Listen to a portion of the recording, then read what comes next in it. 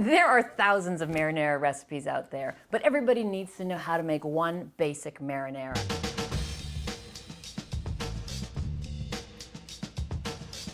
The key is good ingredients. And the most important ingredient of all, of course, is the tomato. If it is not tomato season, do not use those tomatoes. Use canned tomatoes. I have a favorite brand. I use it religiously. I buy the whole tomatoes, and then I'm going to chop each one by hand. It sounds laborious, but it really doesn't take that long. So, slicing those tomatoes, dicing those tomatoes, cut them into rough chunks. Now, garlic tastes more garlicky and biting in flavor the more you chop it. So you decide. You can have just smashed cloves in your marinara, or you can mince it if you really like that garlic flavor. I just slice the garlic like this, put that into the cold pan, put a pinch of chili flake, and then olive oil. The olive oil adds a smoothness to the sauce. It also adds flavor that no other ingredient gives it.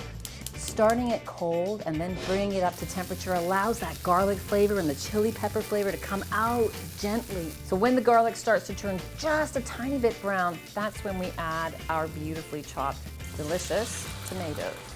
Completely optional is some basil, some parsley, some salt, and then finally is tomato paste. If you feel like your tomatoes are not the best quality, go and get a little bit of tomato paste, stir it in. That's just really concentrated tomato flavor, and that'll help thicken that beautiful marinara. We're gonna bring it to a simmer. We're not gonna let it boil, because if you let it boil, then what happens is the water evaporates too fast and you end up with a thick and possibly bitter sauce. I like to use this pan. It's got a great surface area, so we get great sauce reduction. Like this oval shape a lot because I can also take that lid and put it askew like that very easily, so I get partial evaporation, partial flavor concentration. And I'm gonna remove those herbs that we put in earlier because they've turned dark green and they're a bit ugly. We are, of course, going to add some new fresh herbs that I've chopped up to this. You can add whatever you want, just basil, just parsley, something different altogether.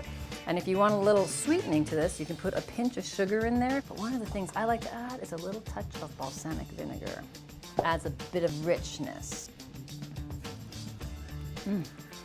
Okay, now that's a marinara from scratch, better than what you will get out of a can, and it's delicious. Thanks for watching. If you'd like to see more of the basics, click over here.